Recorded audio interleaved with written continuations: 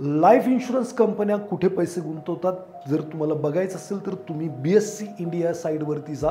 तिकडे गेल्यानंतर तुम्ही काय करायचं आहे तर तुम्ही कंपनीचं नाव टाकायचं. मी इथे इन्फोसिसचं नाव टाकलं आहे. तर आता इन्फोसिसमध्ये कोणाकोणाची गुंतवणूक आहे हे जर तुम्हाला बघायचं आहे तर इकडे शेअर होल्डिंग पॅटर्न नावाचं ऑप्शन दिसेल, त्याला क्लिक करा.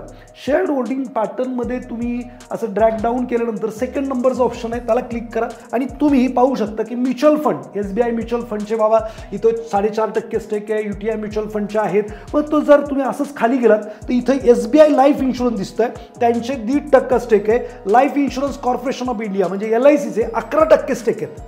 मग LIC तुमच्याकडून पैसे घेते किंवा लाईफ इन्शुरन्स कोणतीही कंपनी तुमच्याकडून पैसे घेते तर ती कुठं गुंतवते? स्टॉक मार्केटमध्ये आणि बॉन्ड डिबेंचरमध्ये. मी काय म्हणतो, तुम्ही स्वतः जाऊन का नाही गुंतवत? आणि मग यांचे रिटर्न जर तुम्ही कन्सिडर केले तर तुम्हाला 4-5% रिटर्न लाईफ इन्शुरन्समध्ये मिळत आहेत आणि तुम्हाला म्युच्युअल फंडला 12-15% मिळू शकतात.